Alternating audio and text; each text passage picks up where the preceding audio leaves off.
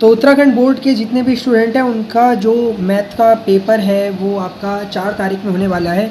तो बहुत सारे स्टूडेंट मुझसे ये कह रहे थे कि इम्पॉर्टेंट क्वेश्चन के ऊपर वीडियो बनाओ। तो देखो, मैथ जो है ऐसा सब्जेक्ट है, पहली बात तो मैं मैथ पढ़ाता नहीं हूँ, लेकिन हाँ प्रीवियस ईयर के क्वेश्चन पेपर देखे हैं मैंने और अपने टाइम पे भी पढ़ाई था ढंग से, तो इसलिए उस बेस पे यहाँ पे मैं आपके लिए कुछ इंपॉर्टेंट क्वेश्चन लेके आया हूँ। अब यहाँ पे जो क्वेश्चन मैं आपको बता रहा हूँ ये सारे के सारे क्वेश्चन पुराने पेपर में आए हुए हैं, यानी कि 2013 से लेके 2020 तक के पेपरों में आए हुए हैं। ठीक है, अब मैं आपसे एक और एडवाइस दूंगा, ये क्वेश्चन आप ज़रूर करें, इनको पहले प्रिपेयर करें। लेकिन यहाँ पे सेम यही क्वेश्चन आ जाए ऐसा भी नहीं हो सकता। हाँ, चांस रहेंगे क्योंकि पुराने पेपर से क्वेश्चन लिए गए हैं, तो उत्तराखंड बोर्ड में क्या होता है ना, कुछ कुछ क्वेश्चन वही आ जाते हैं पुराने। लेकिन आपको क्वेश्चन का बेस समझना है और आपको करना क्या है ना, जैसे पहला क्वेश्चन मैं आपको बता रहा हूँ, तो यहाँ पे चैप्टर नंबर फर्स्ट का है ये क्वेश्चन। ठीक है, इंपॉर्टेंट क्वेश्चन है, बहुत ही अच्छी वीडियो यहाँ पे आपको ये लगेगी और आप भी कहेंगे कि हाँ कुछ इंपॉर्टेंट चीज़ बताई है। और इसमें वो सिलेबस नहीं है जो आपका कट चुका है, तो वो क्वेश्चन मैंने नहीं ऐड करे हैं। तो बिल्कुल 2022 के लिए एक मोस्ट इम्पॉर्टेंट वीडियो होने वाली है ये। वीडियो को अंत तक जरूर देखना, बहुत ही अच्छी होने वाली है ये। तो स्टूडेंट, जैसा पहला क्वेश्चन आप देख रहे हो, यहाँ पे एक ही तल में स्थित समस्त सीधी रेखाओं के समुच्चय L में संबंध R जो है वो इस तरीके से डिफाइंड है। L1 L2 इस प्रकार है, जो L1 है समांतर है L2 के। ठीक है, इसको पढ़ना आपको आती होगा। L1, L2 सच दैट, मतलब इस प्रकार है, जो L1 है समांतर है L2 के द्वारा परिभाषित है। ठीक है, यानी कि हमें एक फलन दिया है जो इस तरीके से डिफाइंड हो रहा है। तो कह रहा है सिद्ध करो R एक तुल्यता संबंध है। तो अब यहाँ पे ये क्वेश्चन पेपर में आया हुआ है, तो मैं चाहता हूँ कि यहाँ पे आप तुल्यता संबंध पूरा प्रिपेयर करके जाएं। अब तुल्यता संबंध पे कोई और क्वेश्चन वो पेपर में दे सकता है, तो आप ये नहीं कि खाली यही क्वेश्चन करके जाएं, आपको तुल्यता संबंध बिल्कुल ढंग से आना चाहिए। और मैथ में हम रट के नहीं जा रहे हैं, ठीक है, एंड में भी हम मेथड समझ के जाएंगे, फिर उस पर बेस कोई भी क्वेश्चन आ जाएगा हम करके जाएंगे। तो पहला ये क्वेश्चन था। सेकेंड जो क्वेश्चन है वो है पूर्णांकों के समुच्चय में A स्टार B जो है वो A + B + 1 द्वारा परिभाषित है। तो आपको दिखाना है कि ये द्विधारी संक्रिया स्टार के लिए तत्समक अवयव ज्ञात करना है। ठीक है, ठीक है, तो इस तरीके से आपको तत्समक अवयव भी ज्ञात करना आना चाहिए। अब यहाँ पे जो है A स्टार B जो है वो इस तरीके से डिफाइंड हो रहा है। क्या पता पेपर में आपको A स्टार B कोई अलग तरीके से डिफाइन करके दे दे, तत्समक अवयव निकालना आना चाहिए। ठीक है, इंपॉर्टेंट है ये सब क्वेश्चन, आपको यही क्वेश्चन करने हैं और इस पर बेस और भी क्वेश्चन आने चाहिए। ठीक है, आपको मेथड और क्लियर होना चाहिए, बात मैं आपको पहले ही बता रहा हूँ। कहीं आप खाली इसी क्वेश्चन के सारे चले जाएं और वहाँ क्वेश्चन देखें अलग। ठीक है, चीज़ तो वही पूछेगा, तुल्यता संबंध पूछेगा, तत्समक अवयव पूछेगा, लेकिन आपको आता ही नहीं, तो ये आपको नहीं करना है। ठीक है, आप कहीं से भी तुल्यता संबंध कैसे ज्ञात करते हैं, क्या होता है, तत्समक अवयव कैसे निकालते हैं, वो समझ के जाएँ, फिर वो कोई सा भी क्वेश्चन देगा आप कर लेंगे। क्वेश्चन नंबर थर्ड देखो, समस्त पूर्णांकों के समुच्चय में R जो है वो इस तरीके से डिफाइंड हो रहा है कि A, B इस प्रकार है, A - B एक पूर्णांक है, यानी कि अगर आप A में से B को घटाएंगे तो आपको एक पूर्णांक मिलेगा। तो यहाँ इस तरीके से परिभाषित है, तो R का तुल्यता संबंध का परीक्षण करो। ठीक है, देखो वही चीज़, तुल्यता संबंध है लेकिन क्वेश्चन चेंज कर दिया, ऊपर फलन कुछ और तरीके से डिफाइन कर रहा था, ये वाला कुछ और तरीके से। तो आपको ये क्वेश्चन सब आने चाहिए, बिल्कुल अच्छे और अच्छे टाइप के क्वेश्चन है ये। क्वेश्चन नंबर फोर्थ को देखो, द्विधारी संक्रिया इस प्रकार परिभाषित है, इसके लिए बताओ ये सहचार्य है। ठीक है, तो सहचार्य होता है, ये भी आपको आना चाहिए। क्वेश्चन नंबर फिफ्थ को जरा देखो। क्वेश्चन नंबर फिफ्थ जो है वो इंपॉर्टेंट है 2 नंबर के लिए। इस साल मुझे लगता है कि इस तरीके का क्वेश्चन पेपर में आएगा। ठीक है, और तुल्यता संबंध वाला क्वेश्चन भी 101% 4 नंबर में आएगा ही आएगा। ये आपका जो है 5 से 6 नंबर का पूरा चैप्टर आता है। ठीक है, तो अब हम लोग बढ़ते हैं यहाँ पे क्वेश्चन नंबर फिफ्थ को देखो। सिद्ध करें कि फलन f इस प्रकार है कि R से R में fx जो है वो fx = cos x है। ठीक है, for every x belongs to R द्वारा परिभाषित है। तो कह रहा है ये सिद्ध करो कि भैया ना तो एक ही और ना आच्छादक। तो इस टाइप के जो क्वेश्चन है आपके, ये आपको देखने को जरूर मिल सकते हैं अभी आने वाले पेपर में। ठीक है, हाँ इन्हीं में से ही कुछ क्वेश्चन होंगे, तुल्यता संबंध पे बेस एक ही आच्छादक होता है नहीं, लेकिन यही क्वेश्चन आ जाए इसकी मैं गारंटी नहीं दे सकता, लेकिन हाँ आप लोग इस टाइप के क्वेश्चन करके जाना, और ये पेपर में आए हुए क्वेश्चन है। फिर हम आगे बढ़ते हैं, क्वेश्चन नंबर 6 को देखो। तो यहाँ पे भी देखो आप इस तरीके से डिफाइन कर रहा है और तुल्यता संबंध पूछ रहा है। तो अगर बहुत सब कुछ सही रहा तो आपको क्वेश्चन ज़्यादातर इसी में से देखने को मिलेंगे, यानी कि क्वेश्चन ये भी आ सकता है, ऊपर वाला भी।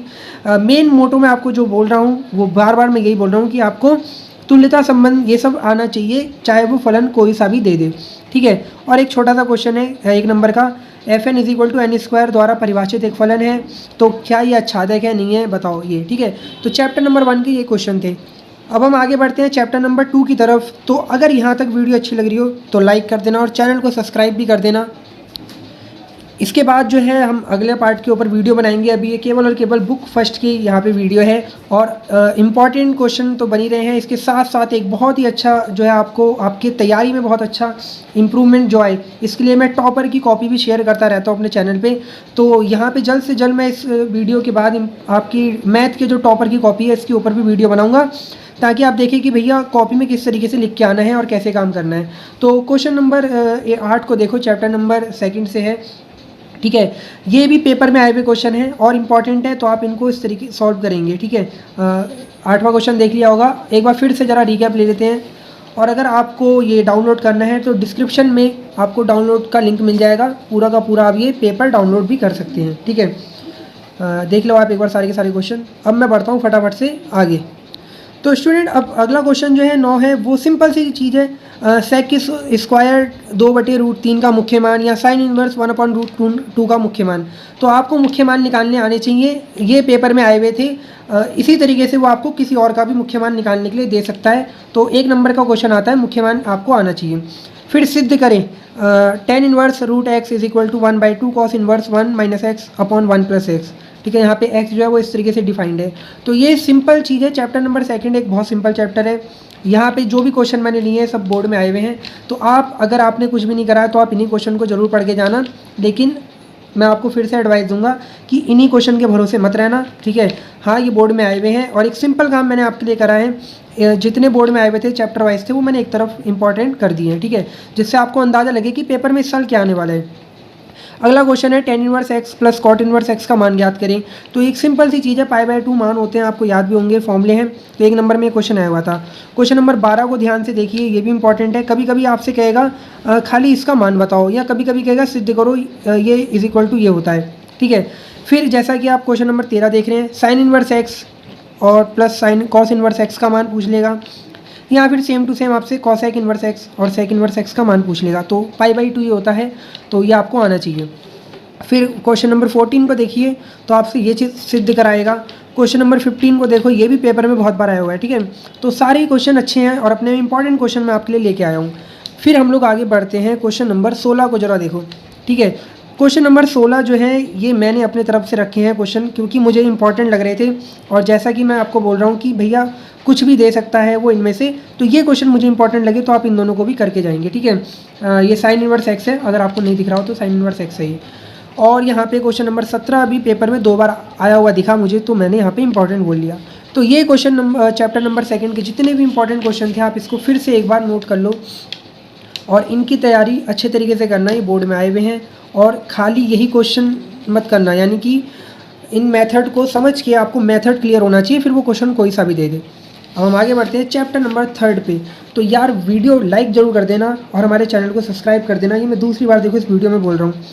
चैप्टर नंबर 3 में से यहाँ पे इंपॉर्टेंट क्वेश्चन है, प्रारंभिक संक्रियाओं के प्रयोग से आव्यूह इसका व्युत्क्रम ज्ञात करें।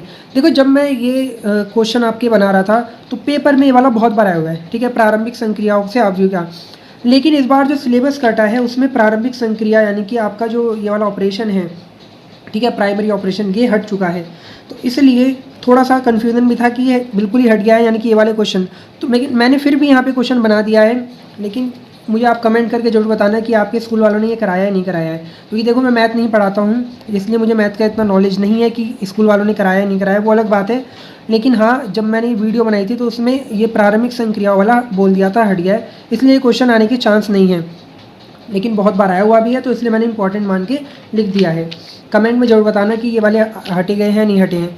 फिर एक सिंपल सी चीज़ है, आपको 2 आव्यूह देगा ए और बी, इसका मल्टीप्लाई करके ज्ञात करो क्या होता है ए बी। तो 1 नंबर का ये क्वेश्चन बन जाएगा। अगला क्वेश्चन 1 नंबर का, आपको कोई आव्यूह देगा, आव्यूह जरूरी नहीं यही हो सकता है, ये सिंपल चीज़ें हैं, ठीक है, कुछ भी चेंज कर सकता है आव्यूह, ऐसा ए और बी कुछ भी दे देगा। सेम ऐसी ए आव्यूह ये दिया है तो इसका ए डैश ज्ञात करना है, ठीक है। सिंपल ए डैश के लिए आप क्या करते हैं, रो को कॉलम में और कॉलम को रो में कन्वर्ट कर देते हैं। इसके बाद जो क्वेश्चन नंबर 21 है, इसको तो आप मोस्ट इंपॉर्टेंट लगा लो, ठीक है। वैसे ये 2020 में आ चुका है, लेकिन मुझे ये बहुत इंपॉर्टेंट लग रहा है।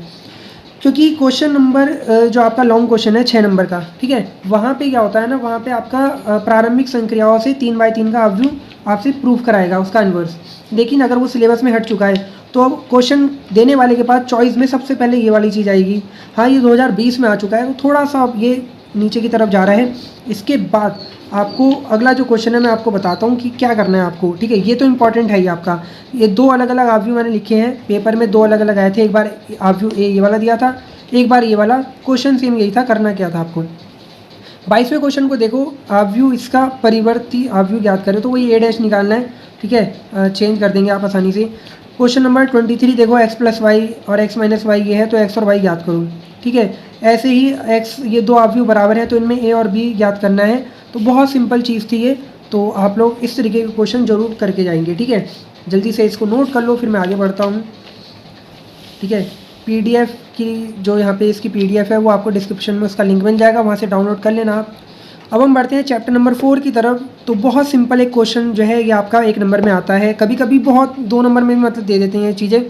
तो सिंपल चीज़ें, आपको 2 सारणिक दिए हैं जो बराबर हैं, तो इसमें आपको x का मान ज्ञात करना है, बराबर करके आप कर लेंगे, ठीक है। बहुत सिंपल चीज़ है। इसके बाद मैं अब आगे बढ़ता हूँ अगले क्वेश्चन की तरफ। तो अगला जो क्वेश्चन है वो है बिंदु -2 -3 3,2 और इस तरीके से कोई भी 3 बिंदु आपको देगा, ठीक है। ऐसा नहीं कि केवल यही बिंदु है, कोई भी 3 बिंदु देगा और कहेगा त्रिभुज का क्षेत्रफल ज्ञात करो।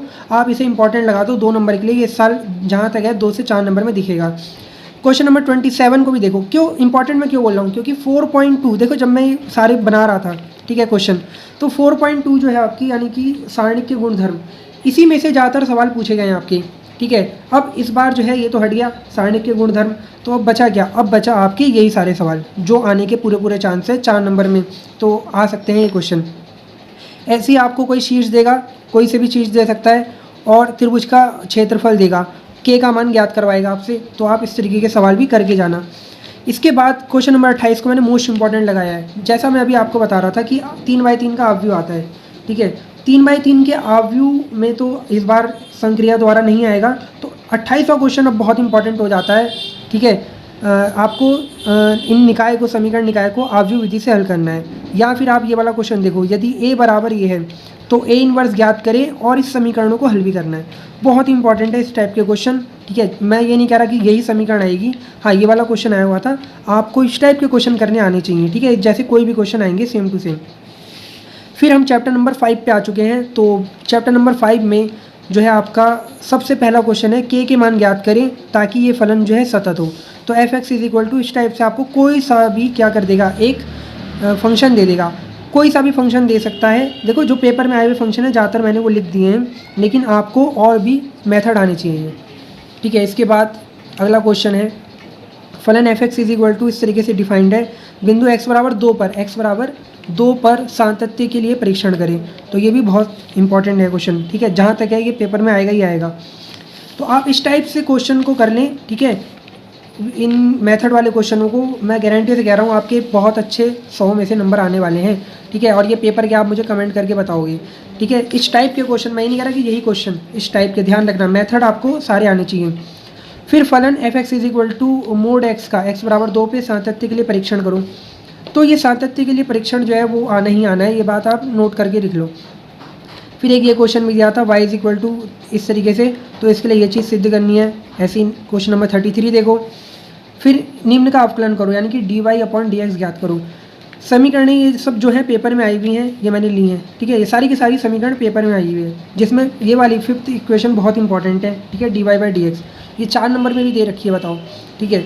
तो ये जितने भी मैंने लिए सब बोर्ड में आए हुए हैं, ठीक है। अवकलन तो यार ऐसी चीज़ है, आपको अवकलन खुद ही आना चाहिए, ये नहीं कि आप खाली इन्हीं समीकरणों का अवकलन सीख के जा रहे हो, क्योंकि अगर आपको अवकलन नहीं आता ना तो फिर आप मैथ नहीं कर पाओगे आगे, ये मेरी बात पहले से आप नोट कर लो। तो अवकलन निकालना पहले सीखो, फिर इन समीकरणों का निकाल लेना, ठीक है। सिंपल चीज़, ये बहुत सिंपल मैंने आपको बताया है। अगर आप खाली इन्हीं का ही रट के जा रहे हो तो मैं गारंटी से कह रहा हूँ आप अभी शायद ये पेपर में आ जाए, ठीक है, जहाँ तक है उम्मीद। लेकिन अगर आपको कोई और समीकरण दे दी तो आप नहीं कर पाओगे, गारंटी से है, इसलिए अवकलन निकालना सीखो, ठीक है। अब चैप्टर नंबर 6, यार चैप्टर नंबर 6 बहुत इंपॉर्टेंट है। यहाँ पे जितने भी क्वेश्चन मैंने लिखे हुए हैं सब इंपॉर्टेंट है और 6 नंबर के लिए हैं। तो पहला क्वेश्चन ये हो गया, आप जरूर पढ़ के जाना है क्वेश्चन, सब आपकी बुक के क्वेश्चन है और बोर्ड में आए हुए क्वेश्चन है, ठीक है।